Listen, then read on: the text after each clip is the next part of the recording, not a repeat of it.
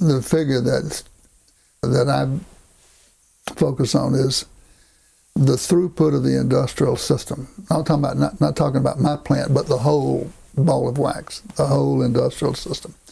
The throughput, the metabolism, if you will, of the industrial system. Only about 3% of that throughput has any value 6 months later. 3%. Your laptop computer, for example, weighs what, 7, 8, 9 pounds? Mm-hmm.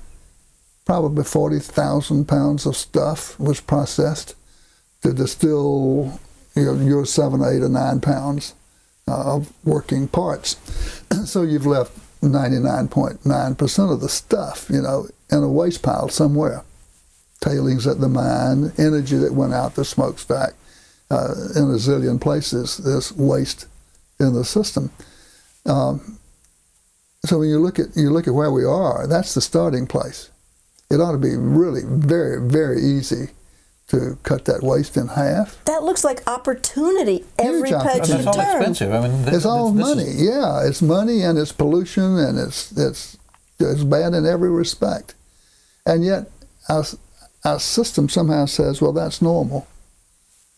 Well, it's very abnormal if you stop and think about it. Who would want to run a waste-making machine? That costs you money. Yeah, it's weird that we would accept anything like that. The corporations are still trying to figure out the business model. Does it really work? Can they still meet shareholder requirements and also serve the planet? Our experience is unequivocal, yes. It's a better way to a bigger profit, better for the planet, better for the shareholder. The business case has become crystal clear in our experience. And that is the point of the book, really, is to lift up the example that says, hey, there's a better way, and here it is, and here's how you do it. There's 15 years of blood, sweat, and tears in that book. And to think that I could do anything about it, or you could do anything about it, well, okay, power of one and one and one and one. It is absolutely, you talk about transformation, it is one mind at a time. You can't dictate how people will think. People think their own thoughts, and in their heart of hearts, they either come to this on their own or they avoid it. And avoidance is so oftentimes the easy thing to do. But that's where the consistency and the persistence come in. Exactly. You change the culture, which essentially is how people see the world around them.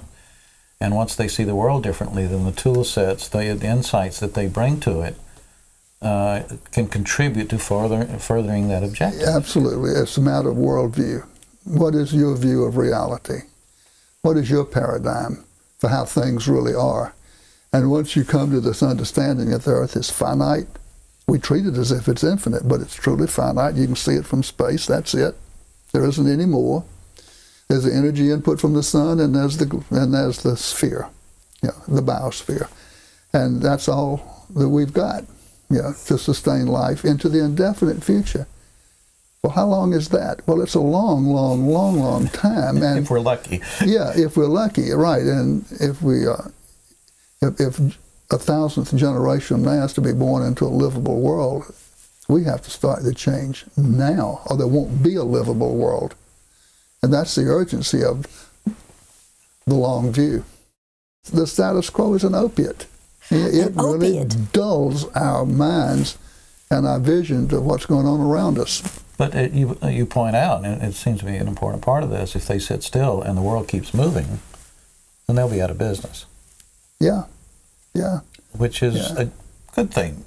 It's almost as if the very business of business is denied when you don't look at these crushingly immediate challenges. Well, I put the blame squarely on Milton Friedman and his mantra, business exists to make a profit.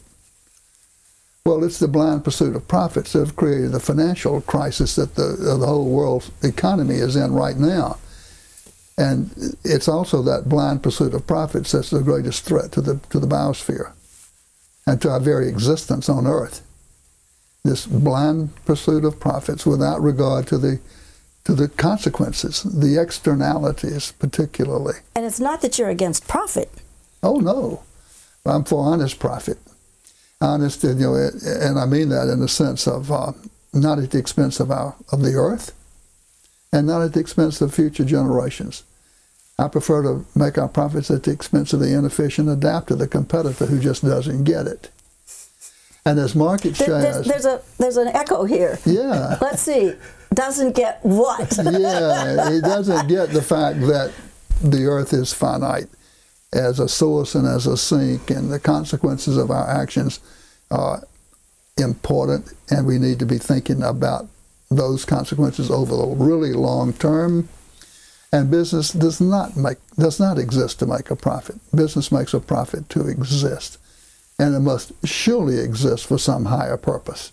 I don't know a CEO that really expects to stand before her or his maker someday and talk about shareholder value. I think that conversation's going to be on other subjects. Yeah, let me tell you, God, about this great deal I made, Nah, I don't think. I don't have solutions for the world at large, but I do have the example that we're creating at Interface, and it is, in fact, proving to be a better way. And the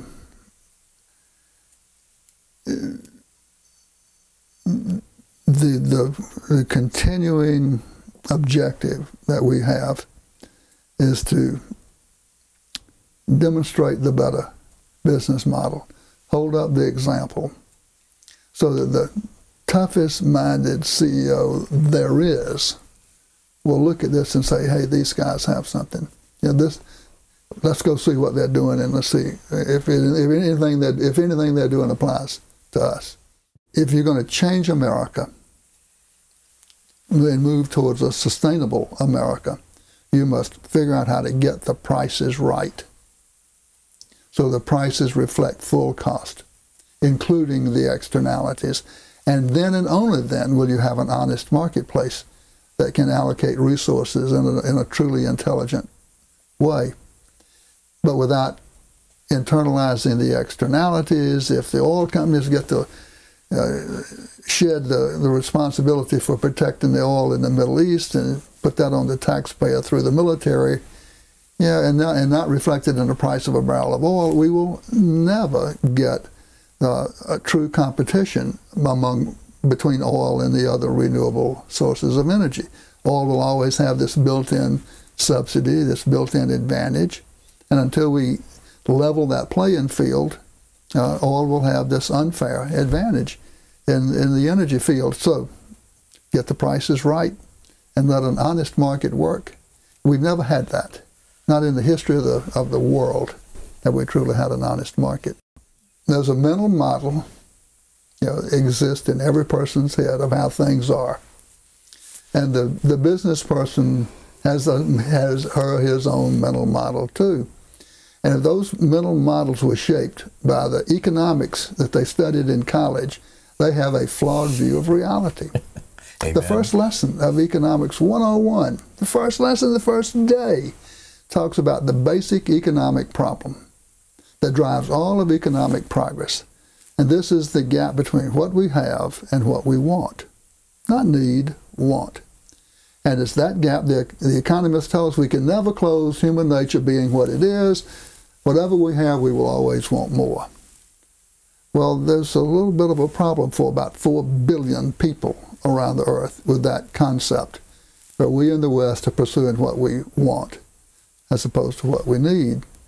And they don't have the proverbial pot. So there's a vast injustice, at the very least, in this concept of economics and the basic economic problem. And it's the blind pursuit of creating stuff that people want that is at the heart of the industrial system, and is a flawed heart of the system. So what happens in a world when you pursue what people need rather than want? Yeah.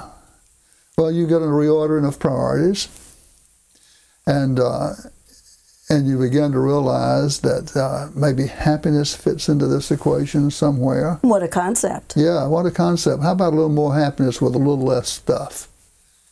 And I think perhaps that's one of the things that's happening right now in the economic crisis in which the world finds itself. People are reordering priorities.